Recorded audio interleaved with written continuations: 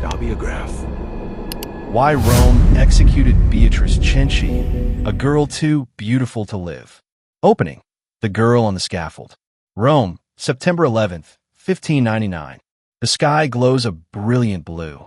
A soft breeze drifting through the cobblestone streets. A young woman in a flowing white dress climbs the steps of the scaffold on Ponte Sant'Angelo, each step heavy with purpose. Every footfall echoes a heartbeat. Every heartbeat carries a question. She's only 22 years old. Her hair is neatly tied back, her face calm as an angel's. But at the top of those steps, a gleaming blade awaits. Her name is Beatrice Cenci, a noblewoman, beautiful as a Renaissance painting, quiet as a shadow. And today, she will lose her head. But why? Because she was too beautiful? Because she was a woman? Or because she dared to stand up to the monster living in her own home? This isn't a story of war or politics. It's the story of a girl crushed by silence, power, and a society where beauty became a death sentence. Stick around until the end, because you won't forget Beatrice Cenci after the final moment. Her story isn't just a historical tragedy. It's a wake-up call for the world today. If you're ready to uncover the hidden pages of history, hit that subscribe button, because the truth doesn't survive on its own. Chapter 1. Secrets Behind the Marble. To understand why Beatrice had to die, we go back to 1577, when she was born into a Rome both dazzling and cruel. The Cenci family was among the city's wealthiest, but behind their glittering marble facade lay dark secrets. Her father, Francesco Cenci, was a powerful nobleman and a ruthless tyrant. To him, Beatrice wasn't a daughter. She was a prized possession, to be controlled at all costs. From childhood, she was a prisoner in her own home, cut off from friends, from freedom. Servants whispered of Francesco's rages, his sudden beatings, his curses echoing through the halls. But no one dared speak out. Francesco wasn't just a father. He was a god in his own kingdom, with the Vatican in his pocket. Chapter 2. A Gilded Prison. By the time Beatrice turned 15, the darkness in that house grew thicker. Francesco crossed lines no father should. He'd barge into her room unannounced, his gaze dripping with obsession. He made comments about her body, words no father should ever utter. When she fought back, pushing him away, he just laughed. "You're mine," he said. "I'm the lord of this house." Servants heard her cries in the night. Family members started to suspect. But who would challenge Francesco? A man with wealth and power reaching all the way to the Pope? Beatrice scribbled desperate letters, begging servants to smuggle them out, hoping someone, anyone, would hear her pleas. But the door stayed locked. Her letters never reached their destination. In a world that demanded women's silence, Beatrice's voice was snuffed out before it could be heard. Chapter 3. A Dangerous Spark of Love. In that hell, love didn't bloom like a flower. It cracked through the prison walls like a fault line. Olimpio Calviti, a young guard working for the family, was Beatrice's only light. Unlike other men, Olimpio saw her with kindness, with human eyes, not possession. They traded secret letters, scribbled in haste, always fearing discovery. Every stolen meeting in the castle's cold corridors was a gamble with death. Olimpio, trembling with the fear of punishment, still promised to free her from that nightmare. For the first time, Beatrice dared to dream of freedom, knowing full well that dream could cost her life. But dreams are fragile. Francesco found out about their connection. Enraged, he banished Olimpio from the castle and locked Beatrice away tighter than ever. His punishments were so brutal, no words can fully capture their horror. At that moment, Beatrice faced a bitter truth.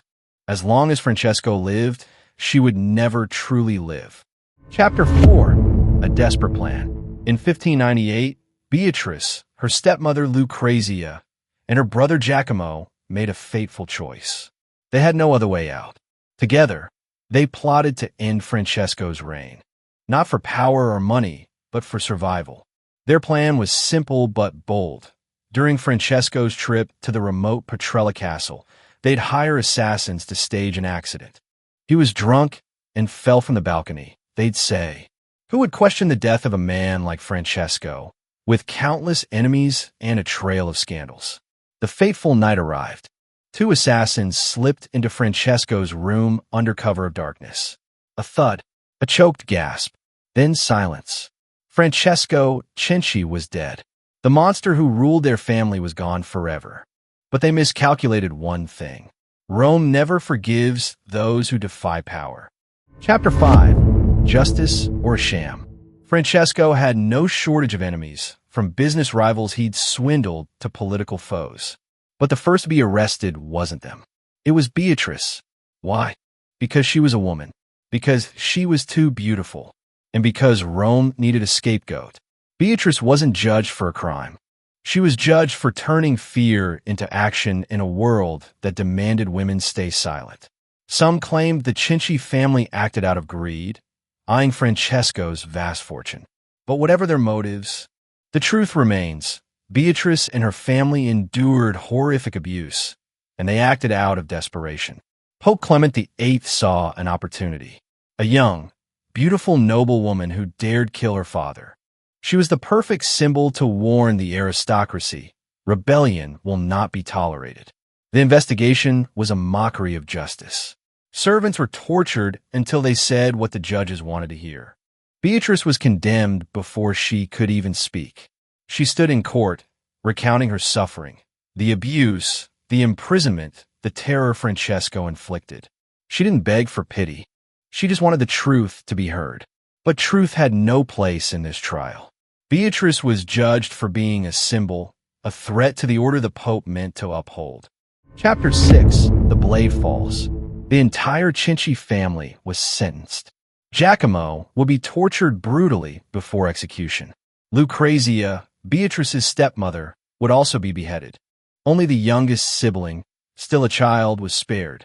But all of Rome talked about Beatrice. No one asked if she was guilty.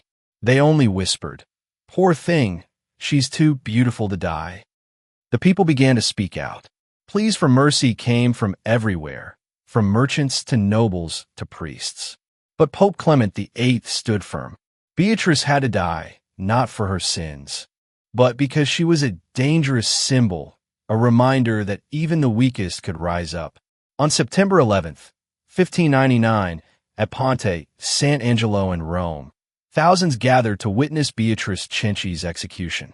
She stepped forward, dressed in a pure white gown, like a bride preparing for her wedding. She didn't cry. She didn't beg.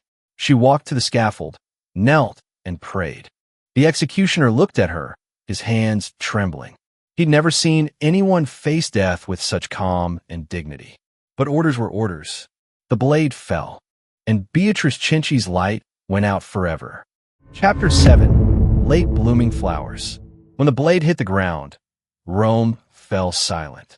No applause, no cheers, just a heavy void, as if the city knew it had witnessed a crime dressed as justice. The next morning, flowers began to appear at the execution site. No one knew who placed them, but each bloom was a late apology, a whisper that justice had been twisted. Beatrice became a legend. Poets wrote of her. Painters captured her, a girl with sad but defiant eyes. But it was all too late. Conclusion: a stain on justice. Beatrice Cenci didn't die for murder.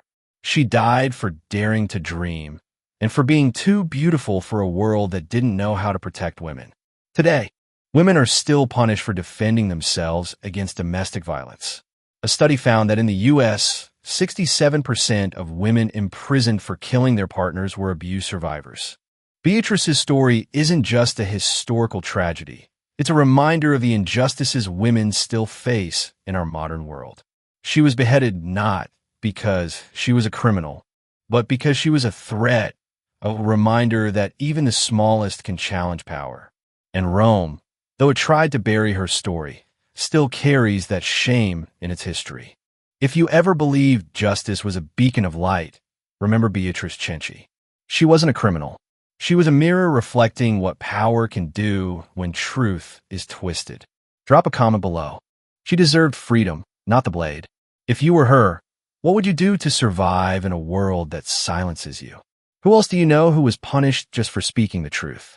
Share this story so no other woman has to die for daring to live as herself.